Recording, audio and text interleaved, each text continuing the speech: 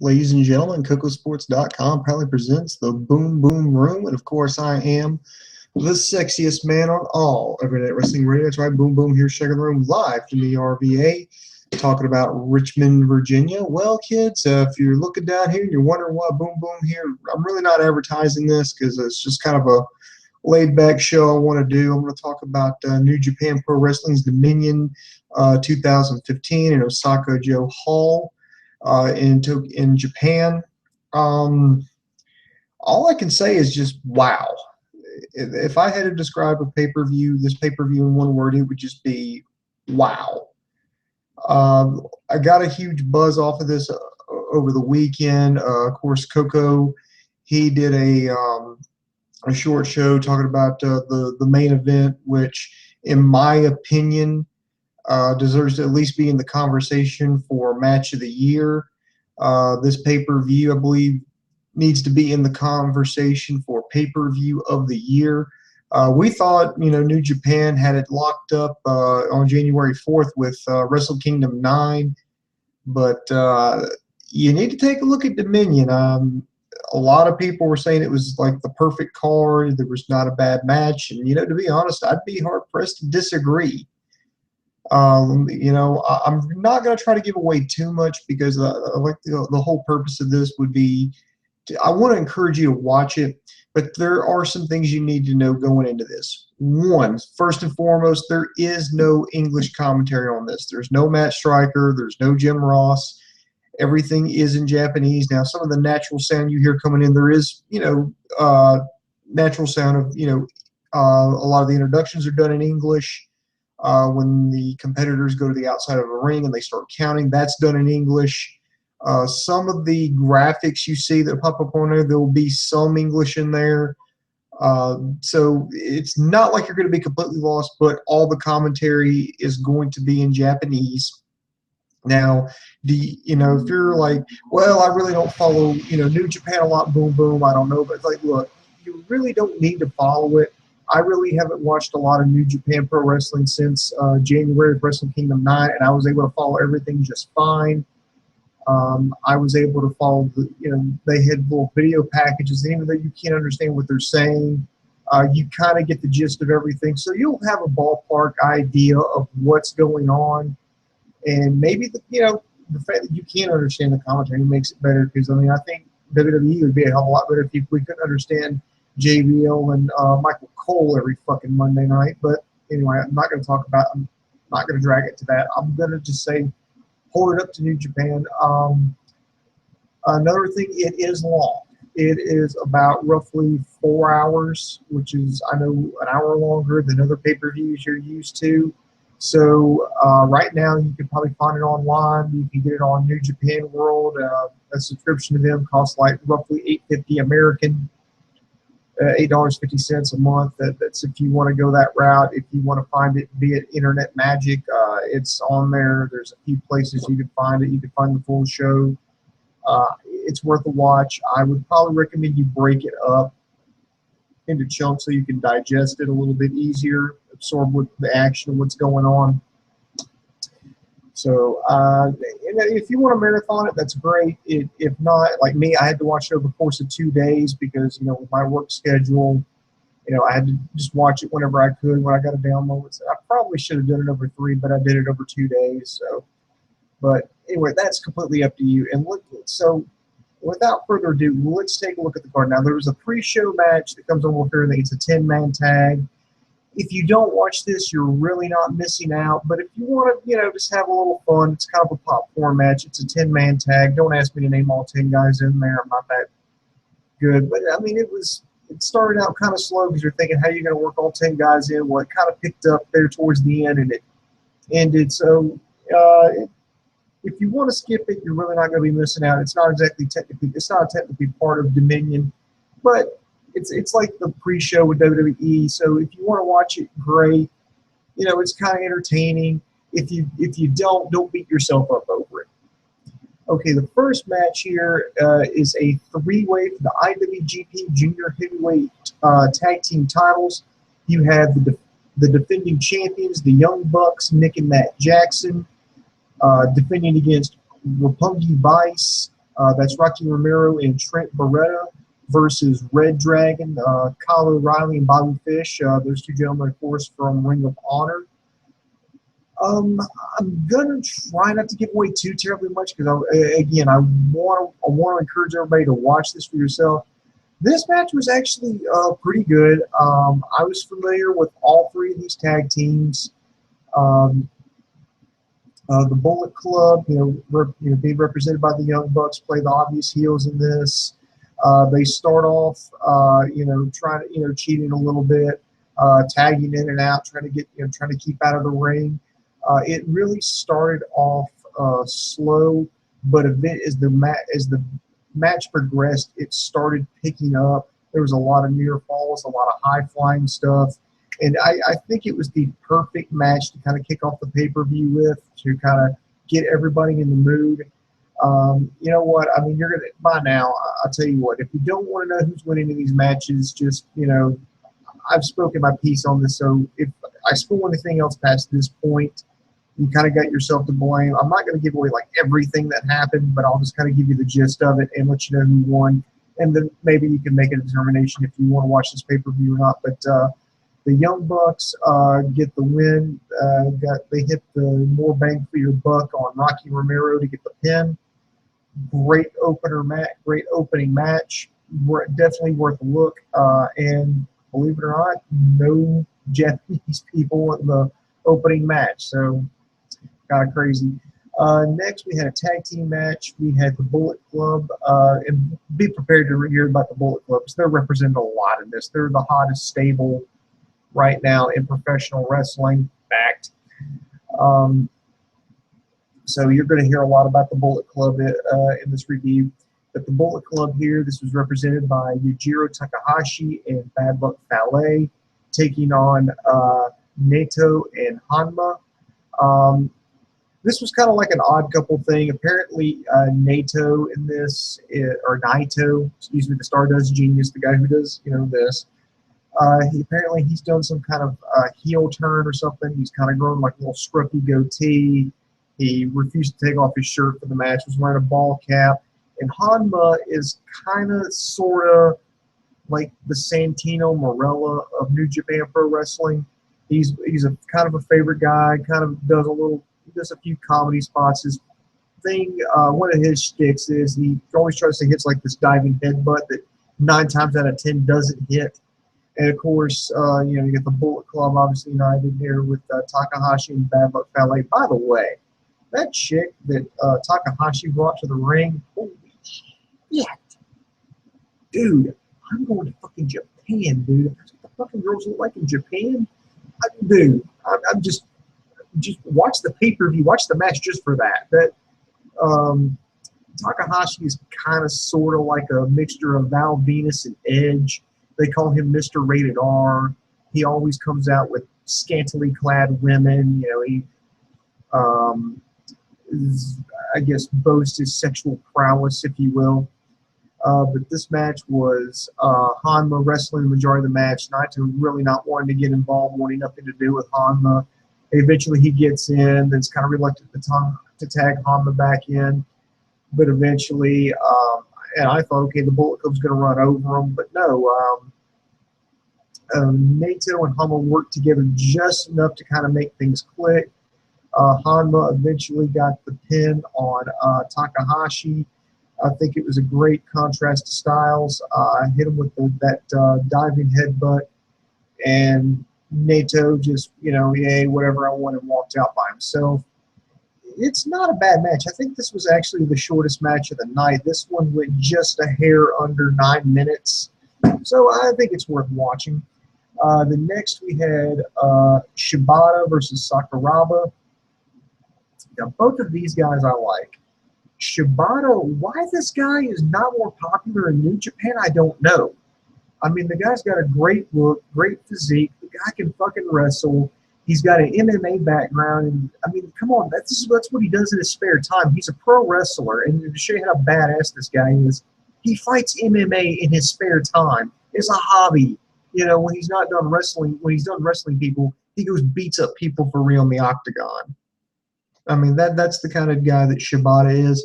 He's got a devastating finishing maneuver called the PK. It stands for the penalty kick, where he just, I mean, he'll cold cock you with his fucking feet, man. It's just, I mean, it's the kind of thing that'll take your head off your shoulders. Great finishing shot.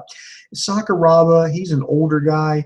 He's kind of deceptive. Sakuraba is a guy. He's kind of like he's like this old guy, and when you see him, it's like the guy can barely walk to the ring. But when that bell rings, he can kick your ass. I mean, he has a MMA background as well, which is why they put this match together. And this was kind of like a MMA style fight.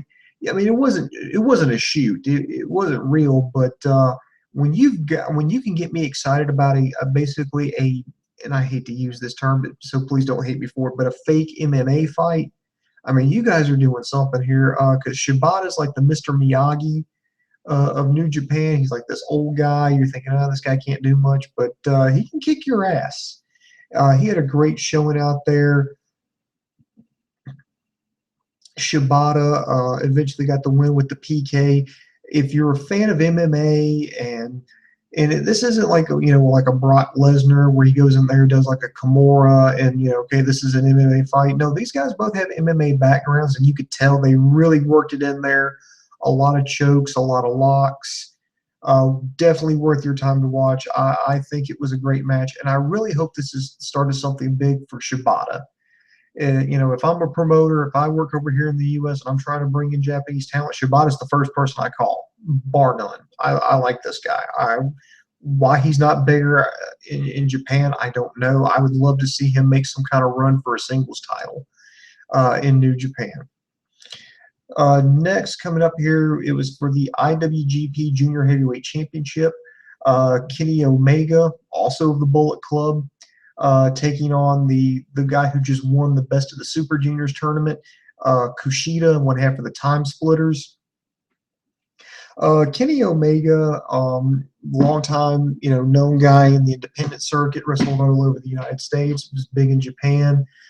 He came into New Japan as, a Daijin or a foreigner.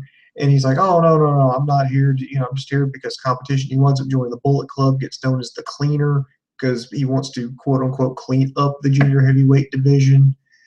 He goes out there accompanied by the Young Bucks and Kushida going out there. Obviously a huge fan favorite. This one, I really like this match too. Kushida is another guy that I really like in New Japan. I'm glad to see he's finally seeing some success here. Without Alex Shelley. I don't think they've officially broken up the Time Splitters, but he's been doing a lot more single stuff as of late. And Kushida, he's got an MMA background. I know, crazy. A lot of these guys in New Japan, I mean, these guys are legitimately fucking tough. But Omega, of course, playing the cocky heel. He's a bit of kind of like he kind of reminds me of Brian Pillman. That's what Kenny Omega reminds me of. So if you like Brian Pillman, you'll probably like Kenny Omega. He's got a vicious finishing maneuver. He calls it the one-winged angel, where he sets up his opponent into like an electric chair, then reaches and grabs his head and slams down to sort of like a pile driver. Pretty fucking vicious. But they told a good story with this because Omega set up Kushida and just sat him down it was on the outside. It was on the ring apron, and this hurt Kushida's knee. And of course, smelling blood in the water, Omega completely targeted Kushida's knee for the entire match. I mean, coming off the ropes and just delivering devastating kicks. Kushida refusing to give up, even executing some great a dragon suplex, a hell of a superplex. Then going for several Kimura locks. I believe he calls it the the hoverboard lock. This kind of goes all over the place. With Kushida trying to fight through the knee injury, Omega struggling to keep his title, and Kushida going for submission locks. Eventually hooks in the hoverboard lock, catches Omega in the middle of the ring. Omega, no place to go, was forced to tap out. Kushida wins and captures the IWP Junior Heavyweight Championship. I'd like to see where he's going. This isn't his first singles title, but He's going to be, you'll get to see him more here in the United States. He's due to come over to Ring of Honor in August, and it's looking like he's going to carry the junior heavyweight title with him. So if you're not familiar with Kushida, he's definitely a guy worth getting to know. Next was a big man match, a tough guy match. It was for the never open weight championship. You had the champion Togi Makabe. I'm sorry, I'm from fucking Central Alabama. I got a thick Southern accent. I apologize if I fuck up these names here. Togi Makabe taking on Tomohiro Ishii. These two actually fought at Wrestle Kingdom 9 back in January. That's when Makabe captured the title from Ishii. These two have been kind of going back and forth. This was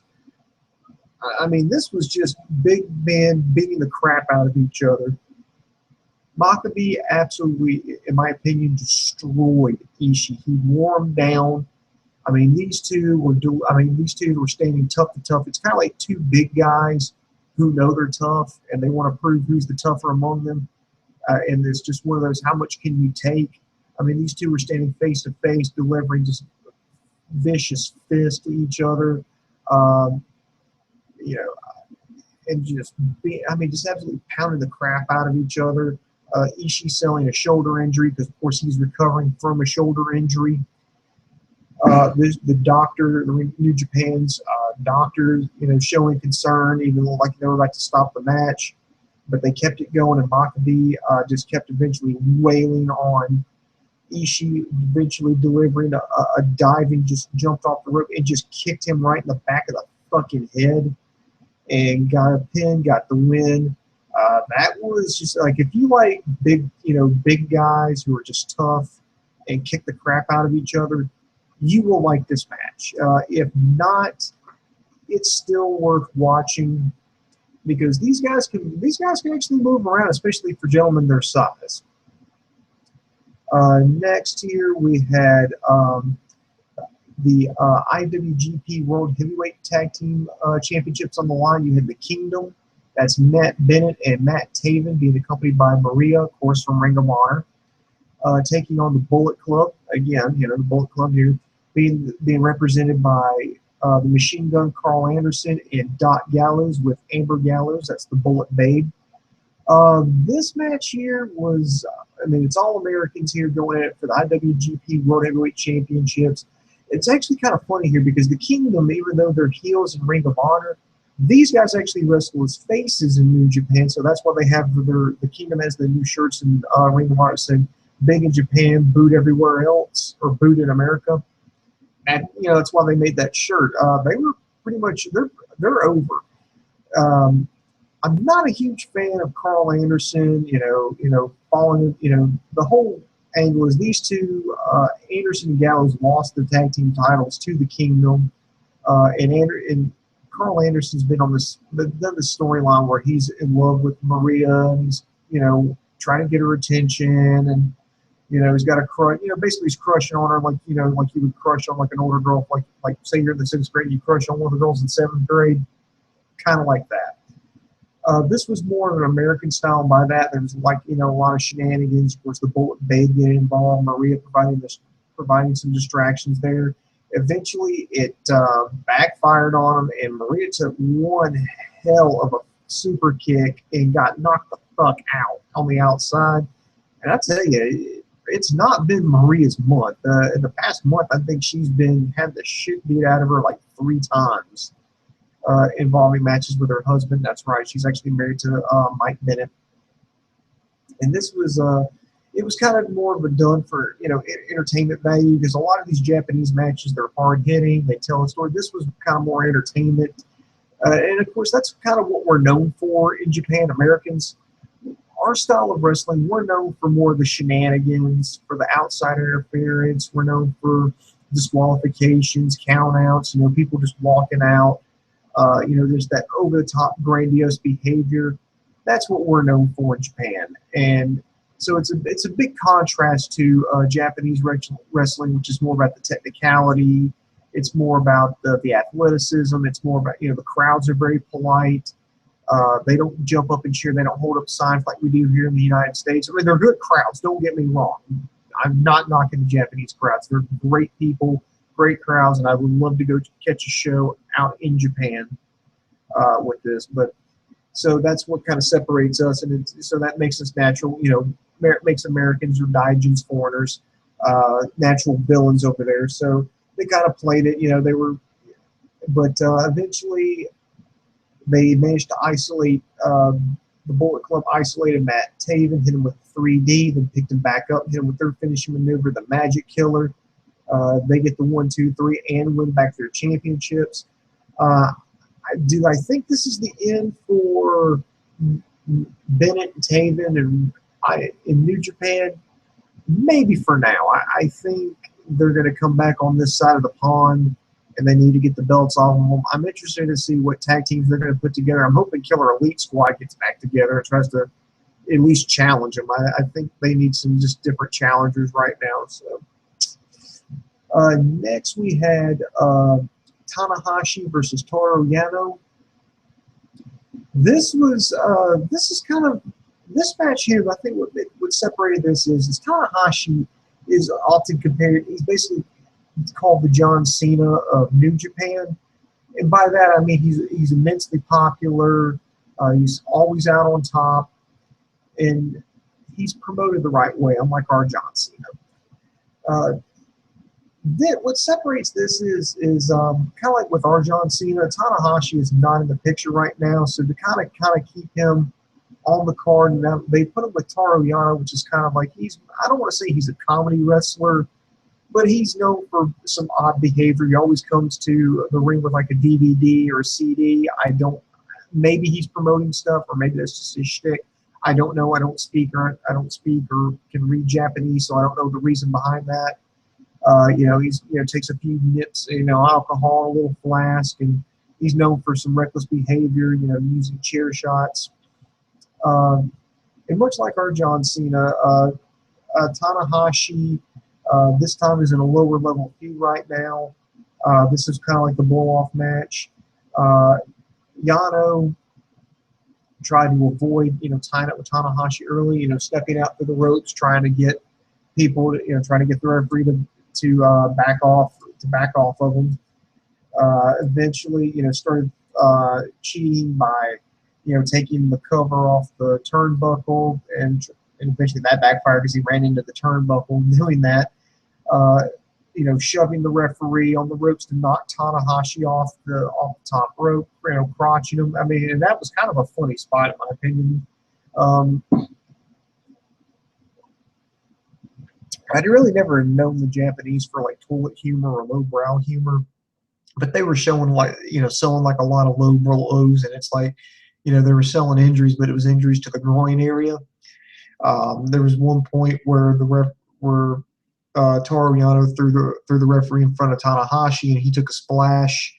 The referee took a splash from Tanahashi, sent him to the outside, where he then used that opportunity to hit Tanahashi with a chair. Tanahashi even missed the high fly flow and wound up landing gut first in that chair, and he took a power bomb on it. That still wasn't enough to put away the ace of New Japan, at least in my opinion. He's the ace. He returned the favor and then started rallying, hit a sling blade, was getting the crowd back, then got on the top rope, hit his finishing maneuver, the high fly flow, which is basically a frog splash. Got the win. This was actually a change of pace for Tanahashi because, again, he's known as a guy who's always on the top. He's always like the IWGP heavyweight champion or the Intercontinental champion. He's always on the top. So to have him go down, it's kind of like, John Cena, when he just all of a sudden stopped feuding for the WWE World Heavyweight title, and then started turning his focus on the U.S. title and Rusev. And then now, some of these other lower level guys. That's kind of what that's like. The match is, there's a lot of just different spots in there. I think even without knowing these two guys, I think you would enjoy it. And they sold a lot of groin injuries. So if you like toilet humor, there you go. Next, there was the IWGP Intercontinental Championship match. The defending champion, Hiroki Goto, taking on Shinsuke Nakamura. Now, Nakamura is a big-time favorite here at cooklessports.com. The guy, I mean, it's hard if you don't know who this guy is, and there's a lot of you I know who are watching this review and are like, why the fuck are you explaining all this, boom boom? Well, I'm trying to explain to maybe people who are just checking us out for the first time, or maybe interested in checking out New Japan. Maybe they're hearing about Dominion for the first time, and they want to kind of see what everything's about. I'm trying to explain it the best I can. So, I hope nobody, is insulted by me kind of breaking this down and trying to compare New Japan stars to WWE stars. I'm just trying to break stuff down into the most basic levels here. But Nakamura is like a combination of Freddie Mercury and Michael Jackson. He's the king of strong style, which is a very stiff form of professional wrestling.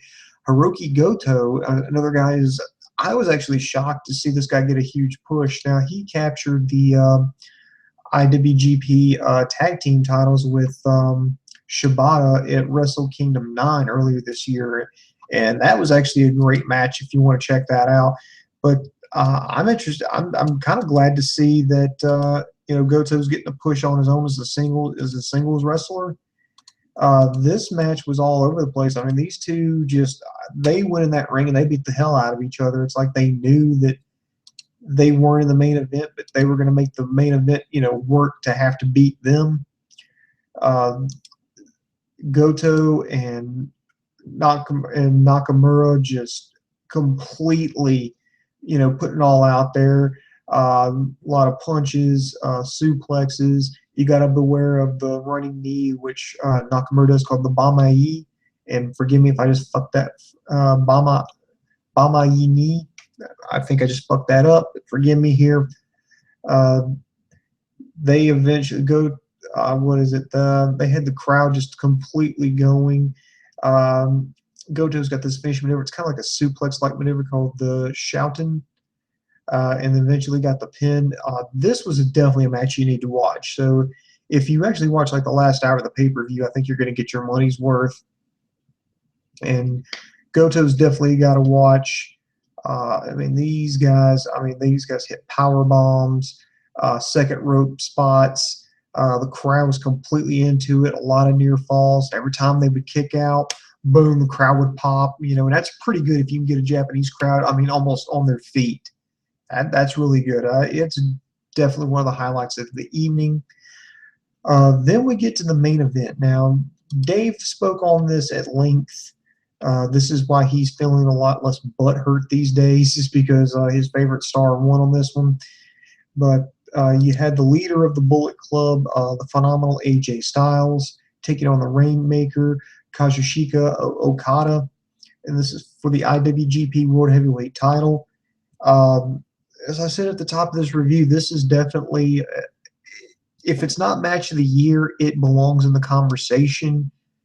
This is a match I just didn't want to see this match end. Of course, you bring out AJ Styles with the Bullet Club, the Rainmaker. Okada has Gato in his corner. The Bullet Club actually interfered early because AJ would just throw, actually a couple times, he threw Okada to the outside. The rest of the Bullet Club, we're talking the Young Bucks, Gallows, Anderson, Tama Tonga, Cody Hall, the son of Scott Hall, the Bullet Babe, and they would just stomp. All of them get around Okada and start kicking them.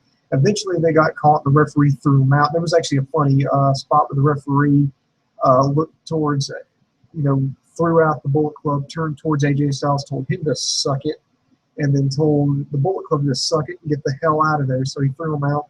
And then it was just from there, it was just a one-on-one match.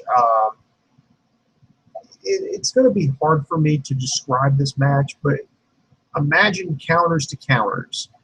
Guys deadlifting other guys. There were spots where these two got like a battle, like trying to tombstone the other one. There were forearm strikes.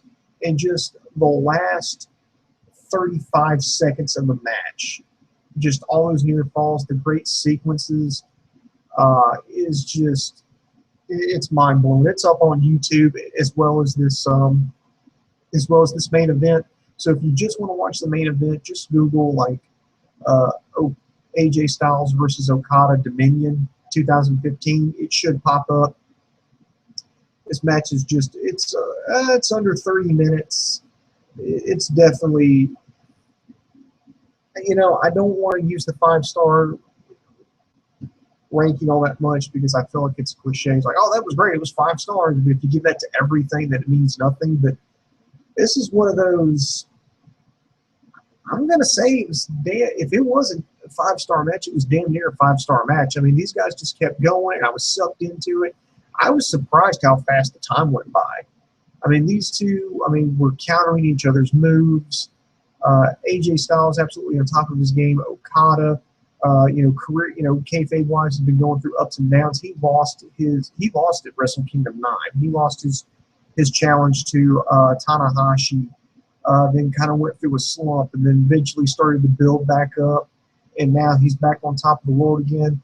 And according to someone who translated the Rainmaker's comments at the end of the show, was he said, and I'm going to paraphrase here because I don't think I can do it justice, but according to the interpreter, he said that, you know, people told him if he stayed in Japan, he'd just be a big fish in a small pond. He says, well, if this is a small pond, I'm going to make this pond the size of the Pacific Ocean, and I'm going to do it with my bare hands.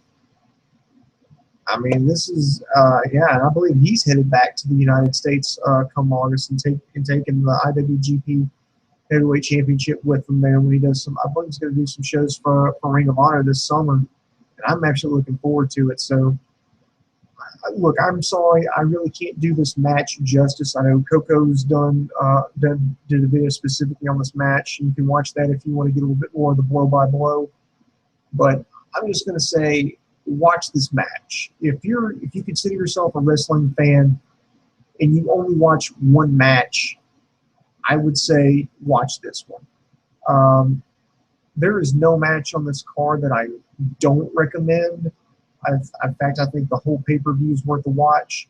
I think it belongs in the running for pay-per-view of the year. I think the only thing that might be slightly better than this is maybe, and I do stress maybe now, is the before the IWGP Heavyweight Championship, but Wrestle Kingdom 9 back in January.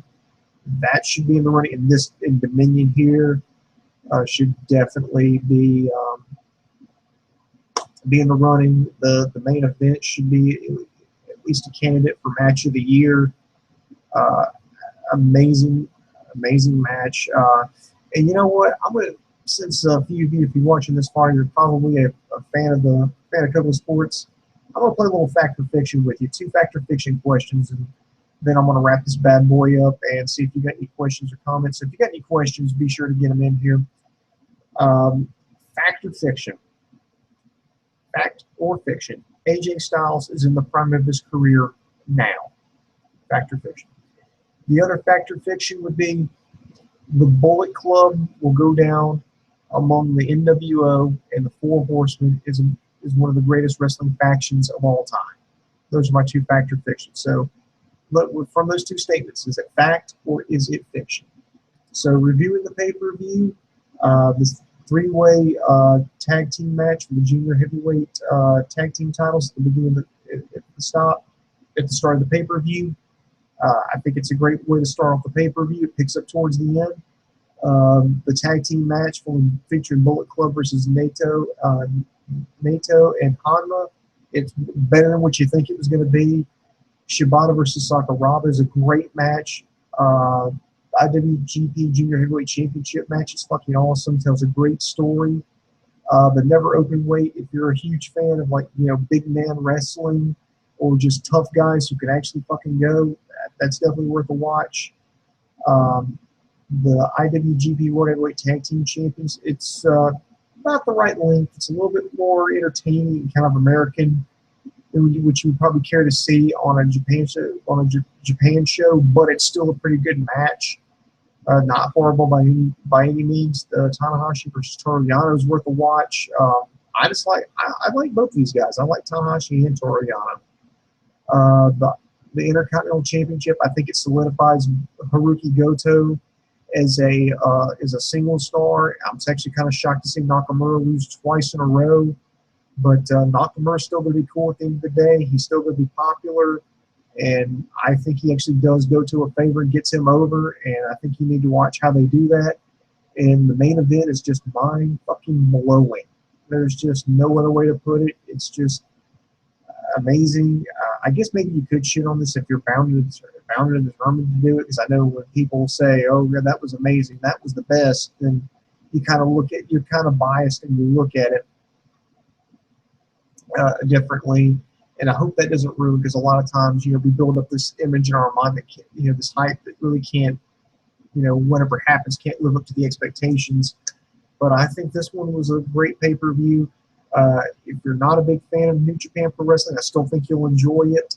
If you're a hardcore follower of New Japan, I think it will go down as one of their best pay-per-views, and I think it's a great way to lean into the G1 Climax tournament. So with that, let's go ahead and take a look at your comments. Let's see here. Brian Ruiz, he says, "So happy for New Japan Dominion. It was perfect." You know what? I forgot to say this at the review. What do you give it, a win, loss, or tie? I'm going to definitely give it a solid win, a strong win. Perfect. You know what? We could probably make that argument. Or I might actually get. To be honest with Brian, I'm about this close to giving it a perfect, because it was really good. I really enjoyed it. I don't know if you guys out there will enjoy it, but I thoroughly enjoyed it. So I know to each his own. I literally marked out and yelled like a little girl when Okada won the belt. I think Dave did too. Nakamura's entrance was unbelievable and epic, as always. That man is the greatest wrestler today in our era. Ishii is still the man, even though he lost. Yeah, he's called the Stone Bulldog. And believe me, that's a nickname he's fucking earned. He took an ass beating. I will tell you, at least he sold it like he did. He took an ass beating and still kept and refused to give up. And he finished the match. He had to get beat. Maccabee had to beat him.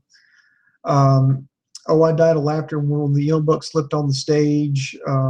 Laugh out loud. Shibata is a savage. Yeah, Shibata is amazing. I'd love to hire the guy if I had a promotion here in the U.S. I'd make him my fucking champion. He's that fucking good.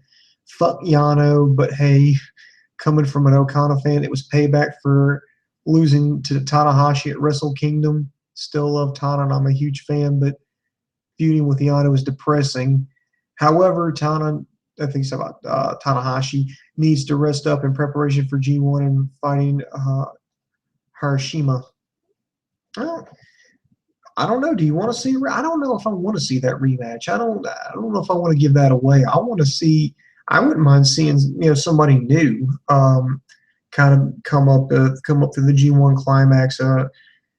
From what I understand, at least from what I've been told, what they do with the G1 Climax tournament, which takes place in August, you have it's kind of like the Sweet 16. It's kind of like the NCAA tournament. You have two different brackets, one here and one here, and you have to wrestle everybody in your block, and whoever wins that tournament goes on to face the winner of the other tournament, and they go head to head, and whoever wins gets the title shot at Wrestle Kingdom in January.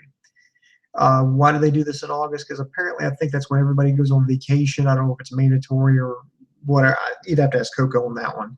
But that's the reason why they do it in August, and then they hold Wrestle Kingdom in January, at least that early in January, because, again, that's when people are off for, holidays or have, a big, or winter break, however you want to put it in Japan. That's the reason why they do that. I would love to see somebody new. I'm not saying they have to win, but I would love to see somebody new get into the title picture. No, I wouldn't be heartbroken. Don't get me wrong. I wouldn't be heartbroken if Tanahashi won it. It was kind of like the script flipped upside down. This time it's, Okada defending against the challenger Tanahashi. The opposite of what happened at Wrestle Kingdom 9 when Tanahashi was the champion and Okada was the challenger. So definitely. But who would you like to see win the G1 Climax tournament? I don't think they've announced the brackets yet, but I would love to see that. Ruiz also writes, "Can't wait for G1 Climax. Super excited for Tanahashi versus Ibushi." Yeah, Ibushi's another up-and-coming guy I like to watch. Shibata versus Styles. Oh, fuck yeah. Shibata versus Ibushi. Honma versus Okada. Okada versus Nakamura. Ishii versus Elgin. Oh, fuck me. Elgin's the best we could send. Fuck you, Ring of Honor. Fuck you.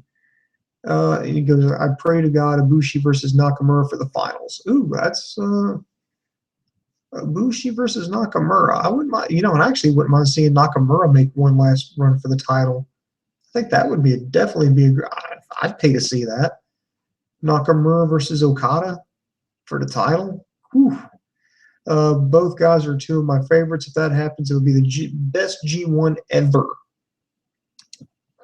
Yeah, no, I'm gonna have to mark out. I might have to break down and get a subscription to the New Japan World, and and check out the G1 Climax tournament. Because I mean, every time I say the same thing, I keep saying that, I'm going to watch more New Japan. I'm going to watch more New Japan, but I really don't know about a lot of things because I'm over here stateside, and I really didn't know about the Dominion pay-per-view till I think it was late Sunday night, early Monday morning. All I know is just Dave's just fucking freaking out, and I'm like, "What's going on? What's going on?" And everybody's buzzing about New Japan Pro Wrestling's Dominion pay-per-view, and I'm like, "Well, let me say, oh, okay, this is what the hype's all about."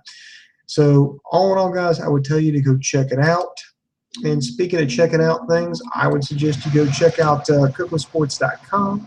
That's KOCoSports.com. It's your home for all combat sports. That includes boxing, mixed martial arts, pro wrestling, amateur wrestling, sumo wrestling, taekwondo, kickboxing, judo. If you can get your nose broke doing it, we got you covered there on the site. Be sure to check out our news and gossip section. It's updated daily. Along with our very popular video on demand section. Of course, the best part about sports.com is it's all absolutely positively 100% free. So check us out. Also, be sure to subscribe to us on YouTube, Facebook, and Twitter. We're usually cranking out shows at least once a day. Of course, Wednesday's coming up, and it means it's time for, I may have to run the gauntlet again. Of course, we got WWE, NXT, we've got TNA Impact, we've got Lucha Underground, we've got Ring of Honor, and we've got SmackDown. Those 5 shows coming up within the next 48 hours, and we're going to have to try to review them all. So be sure to keep us locked down here on YouTube. We're going to be cranking out these shows like crazy. If it's 2 guys wrestling on a trampoline and it's in the backyard in Schenectady, we're probably going to cover it. I mean, we're all over the place. So in the meantime, we will check you guys later. We hope we're going to crank out some more shows in the next 24 to 48 hours. So in the meantime, that's going to do it for me. So please check out New Japan Pro Wrestling's Dominion pay-per-view. You'll be glad you did. And for my partner, Dave Coco, I am over.